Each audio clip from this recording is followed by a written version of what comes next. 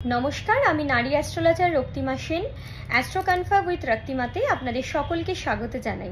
এই শ্রাবণ মাসে আমরা সবাই কিন্তু ভোলে বাবার আশীর্বাদ পাওয়ার জন্য অনেক পথ হেঁটে হেঁটে যাই। ভোলেনাথের শিবলিঙ্গের মাথাতে আমরা জল অভিষেক করি, পঞ্চামৃত অভিষেক করি।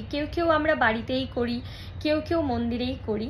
তো আমি আগের দিনের ভিডিওতে অনেকটাই বলেছি, আজকে আরও কিছু তথ্য আপনাদের দিয়ে রাখছি। শ্রাবণ মাসের সোমবারগুলিতে কি করতে পারেন। শ্রাবণ মাসের সোমবারগুলোতে চন্দ্রকে যদি বলিষ্ঠ করতে হয়, চন্দ্রকে যদি ভালো করতে হয় বা শক্তিশালী করতে হয়, তার জন্য যেটা করতে হবে, কাঁচা দুধ দিয়ে শিবলিঙ্গে অভিষেক করতে হবে এবং এটাতে চন্দ্র বলিষ্ঠ হয় ও আরোগ্য প্রাপ্তি হয়। শিবলিঙ্গে যদি টক দই মাখানো হয় তাহলে মানসিক একটা শান্তি পাওয়া যায়। আমরা যদি শিবলিঙ্গে মধু অর্পণ করি, এই মধু অর্পণে কিন্তু সৌন্দর্য বৃদ্ধি হয়। সৌন্দর্য মানে কিন্তু রূপ বা এইসবের দিক থেকে নয়। সৌন্দর্য মানে হচ্ছে মনের সৌন্দর্য, প্রাণের সৌন্দর্য। এই সৌন্দর্য বৃদ্ধি হয়। চিনি বা শর্করা অর্পণ করলে সুখ, সমৃদ্ধি, বৈভব, ঐশ্বর্য বৃদ্ধি হয়। আতর নিবেদনে ধনধান্য লাভ হয়। এই আতর কিন্তু অবশ্যই জ্যাসমিন আতর হতে হবে।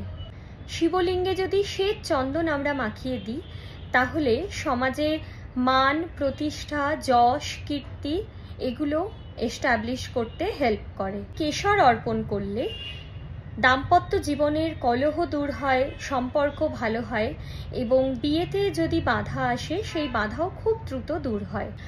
আমলা বা আমলকির রস এবং আখের রস দিয়ে যদি শিবলিঙ্গে অভিষেক করা হয় তাহলে দীর্ঘায়ু দেয়।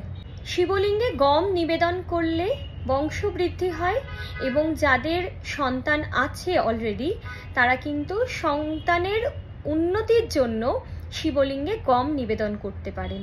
তিল অর্পণ করলে সকল প্রকার রোগের নাশ হয়, জন্ম জন্মান্তরের যে পাপ সেখান থেকে মুক্তি পাওয়া যায় এবং মোক্ষ লাভ হয়।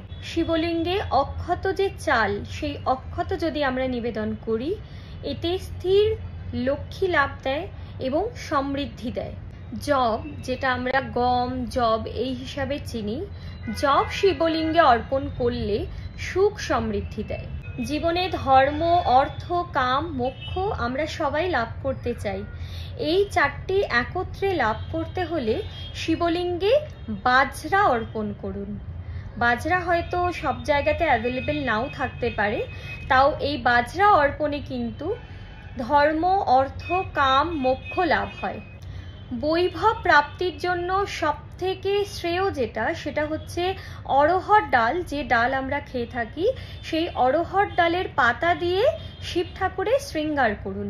রিলেশনশিপে যদি প্রবলেম থাকে, রিলেশনশিপ যদি উন্নত করতে হয় বা রিলেশনশিপ যদি সাকসেস করতে হয়, তার জন্য যেটা করতে হবে, মধুর সাথে 3টে এলাচ শিবলিঙ্গে অর্পণ করতে হবে। এবং সব শেষে বলবো, স্বামী গাছ যাদের বাড়িতে আছে বা যারা স্বামী পাতা জোগাড় করতে পারবেন তাহলে তো ভীষণ একটা ভালো ব্যাপার। কারণ স্বামী পাতা যদি শিবলিঙ্গে অর্পণ করা যায় সেক্ষেত্রে বলা হয় একটি স্বামী পাতা 1000টা বেলপাতার সমান। তাই স্বামী পাতা অবশ্যই আপনারা শিবলিঙ্গে অর্পণ করুন। ভিডিওটি ভালো লাগলে অবশ্যই লাইক, কমেন্ট করবেন এবং সকলের সাথে শেয়ার করে নিন। কারণ দেবাদিদেব মহাদেবের আশীর্বাদ ও কৃপা যেন সকলেই পায়, এই সুযোগটাও যদি আপনি করে দেন তার জন্যও কিন্তু ভগবান আপনাকে আশীর্বাদ দেবে। তাই অবশ্যই ভিডিওটা শেয়ার করবেন। আর দেখা হচ্ছে আরও একটি পরের ভিডিওতে। আরও অ্যাস্ট্রোলজিক্যাল রেমেডি নিয়ে আমি অবশ্যই আবার খুব তাড়াতাড়ি ফিরে আসব। ততদিন সবাই খুব ভালো থাকবেন, সুস্থ থাকবেন, শ্রাবণ মাস খুব ভালো করে কাটাবেন। নমস্কার।